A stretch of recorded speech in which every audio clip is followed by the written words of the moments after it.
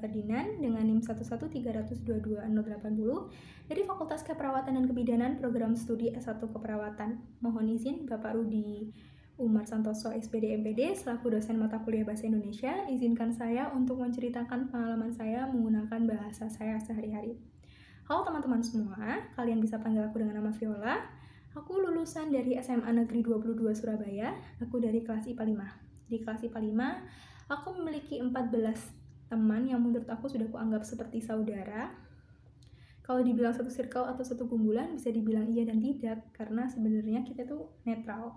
Hanya saja kita lebih sering bertemu dan sering berinteraksi dibandingkan dengan teman yang lain. Kita pun kalau ngumpul itu jarang banget yang namanya gibah. Kita itu lebih sering membahas rumus fisika dan matematika, pelajaran, kalau bercanda pasti ya, dan membahas politik ataupun agama.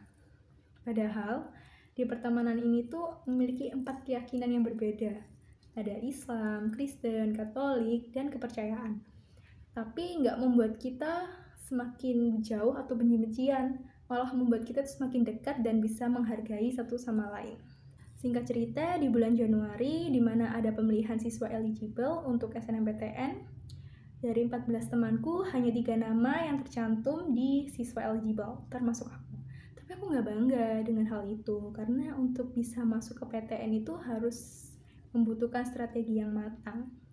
Ngomong-ngomong, cita-citaku dari kelas 5 SD itu pengen jadi apoteker. Untuk bisa jadi apoteker, aku harus ambil kuliah jurusan farmasi kan? Karena hal itu, aku fokus banget belajar kimia, sampai aku lupa harus belajar biologi juga. Dan pada hari pemilihan univ dan jurusan, mau gak mau aku harus mundur. Pembina aku yang bilang, karena ada ranking atas yang memilih jurusan dan universitas yang sama. Dan pada akhirnya, aku izin ke guruku dan orang tuaku untuk merundingkan kalau aku ingin ambil di Universitas Jember. Hanya saja orang tuaku tidak mengizinkan karena di luar kota. Sedikit kecewa karena tidak memakai kesempatan yang ada, tapi positifnya ya mungkin ini yang terbaik buat aku. Tapi aku gak menyerah sampai situ aja. Akhirnya aku ambil jurusan lain, walaupun dengan strategi yang fatal karena gak ada alumni sama sekali yang milih jurusan itu.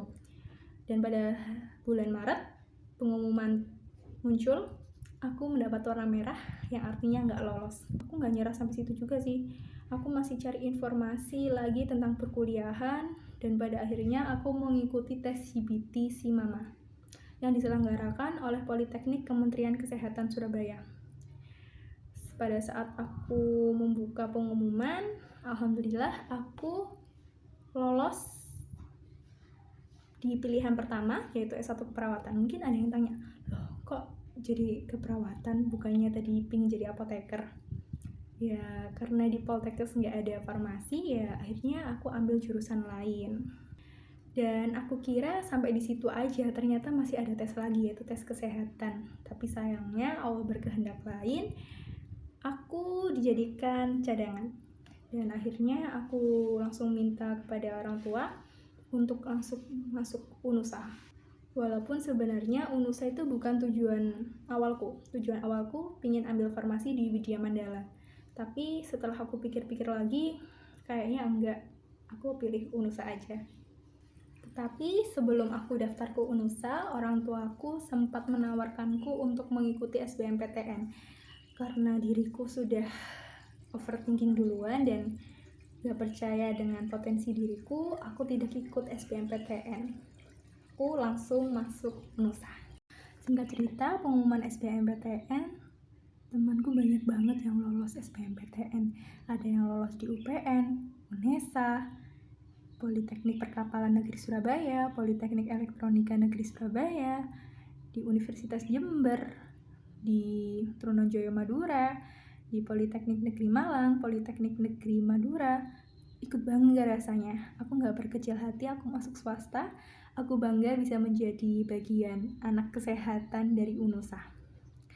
Dan karena semua sudah mendapatkan universitasnya masing-masing, akhirnya kami memutuskan untuk berlibur di Pantai Tiga Warna, Malang.